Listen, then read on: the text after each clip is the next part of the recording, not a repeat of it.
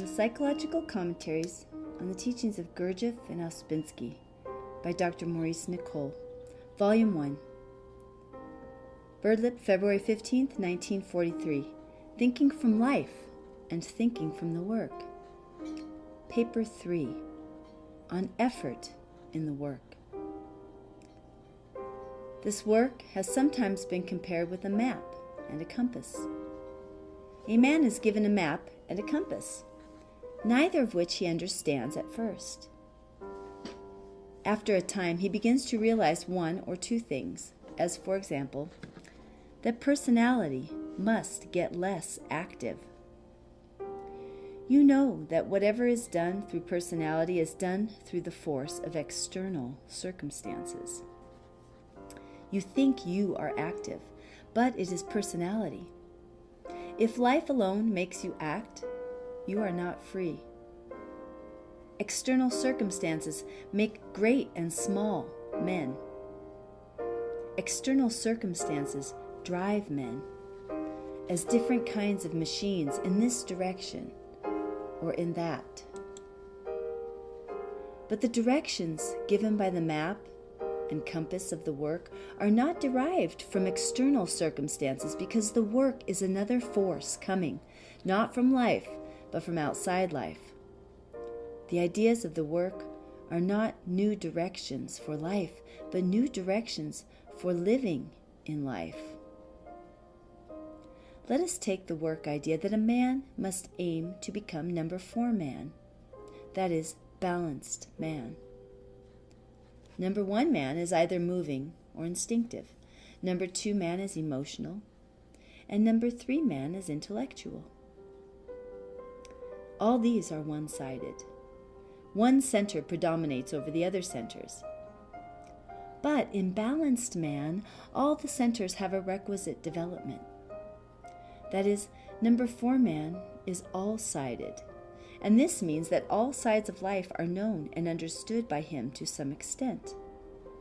He is not a man who says, for example, "Oh, politics are all rot," or "Greek and Latin are silly," or "Emotion is hysteria," or "Sport should be abolished," or "Religion is rubbish," or "Science is bunk," or "What's the good of this or that," and so on.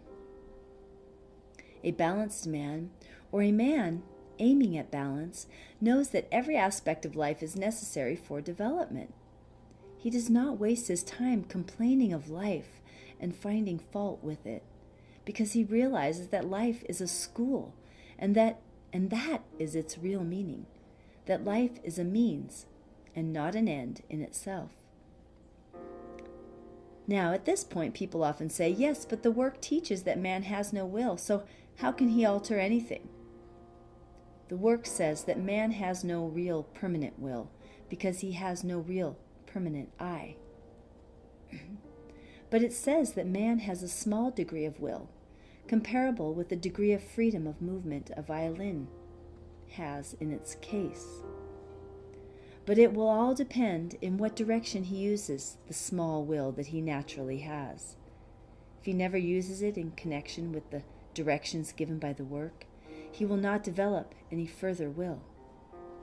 But it is impossible to get this point of view aright unless one has the possibility of viewing one's own life from the judgment of esoteric teaching. That is, unless one sees the necessity of inner development. A man viewing himself as the result of his personal self-observation, in the light of the directions given by the work, will recognize sooner or later where he is deficient, and seek on purpose what in life will help him in this respect, and will go to it willingly. He will not be following a life direction, but a direction in life, given him by the work. It will not be done through personality, that is, through the force of external circumstances, from life ideas, but from his own insight into himself. That is, through internal circumstances created in him by thinking from work ideas. Everyone, without exception, is crossed in life. But if a man in the work begins to reach the point of understanding that he must bear the burden of his own life and begin to work on himself and change himself, then the whole situation is changed. His choice of will then will lie no longer in life, whether he smokes these or those cigarettes, etc. The small amount of will that we have must begin to turn in the direction given by the map and compass that the work offers us. If people are still thinking from life, they say, "Why should we do this?" Yet exactly here lies the beginning of the work in regard to effort. You can be the same person every day if you like, or you can wish to be different. You can go on submitting to negative emotions, identifying, being angry, justifying yourself from your life ideas, and so on. Or, on the other hand, you can think from the work ideas and use a little choice. If you sincerely evaluate the work and desire to make choice for it, for its meaning and teaching, then the small amount of energy gained will pass into deputy steward, or even towards the essential you, the real person in you, and strengthen you, and perhaps open up for a moment a certain happiness that is internal and quiet. Now let me give you an example of a man following the directions of the work in life, and not the directions of life only. That is, a man living and willing the work in life. Let us take the example of a man so placed that he cannot change his outer circumstances. What can he change? He can change his attitude, his way of taking life. I'm going to quote what Mr. Ouspensky writes about karma yoga in the New Model of the Universe, a passage that everyone should read at least once a year. Karma means roughly fate, and the yoga refers to those who by fate cannot change their outer conditions. Everyone in this work must to some extent practice this yoga, which is that of non-identifying. This work is not karma yoga. Karma yoga is part of this work, part of the fourth way. Remember that the passages that I quote here are written to illustrate what it means to follow new directions in life, and not life directions, not the hypnotism of life. Karma yoga teaches right living. Karma yoga is the yoga of activity. Karma yoga teaches the right relation towards people and the right action in the ordinary circumstances of life. Karma yoga is always connected with the aim of inner development, of inner improvement.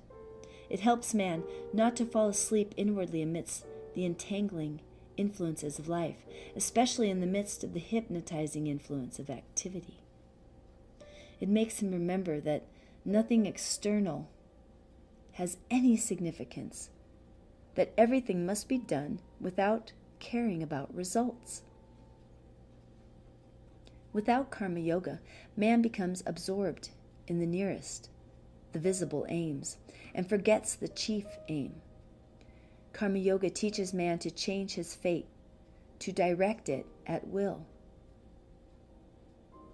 According to the fundamental idea of karma yoga, this is attained only by altering the inner attitude of man towards things and towards his own actions. The same action can be performed differently.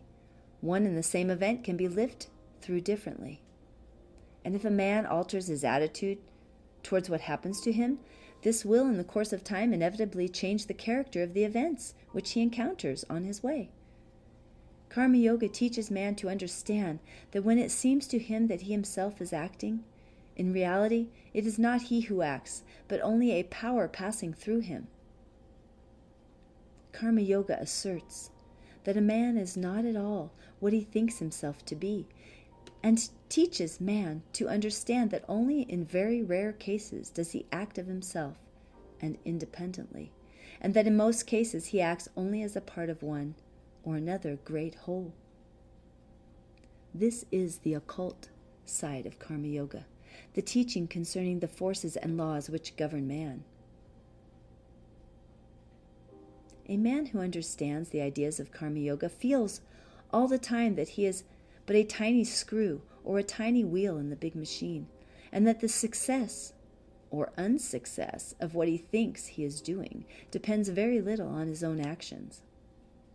Acting and feeling in this way, a man can never meet with failure in anything, because the greatest failure, the greatest unsuccess, may further success in his inner work, in his struggle with himself, if he only finds the right attitude towards this unsuccess.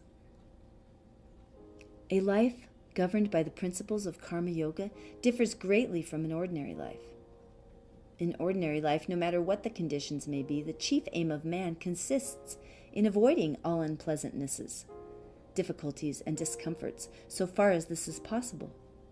In a life governed by the principles of Karma Yoga, a man does not seek to avoid unpleasantnesses or discomforts, or on the contrary, he welcomes them, for they afford him a chance of overcoming them. From the point of view of Karma Yoga, if life offered no difficulties, it would be necessary to create them artificially.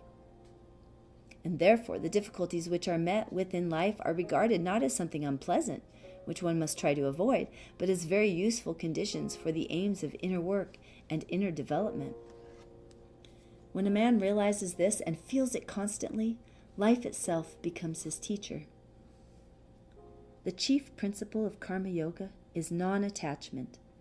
A man who follows the methods of Karma Yoga must practice non-attachment always and in everything, whether to good or to evil, to pleasure or to pain. Non-attachment does not mean indifference.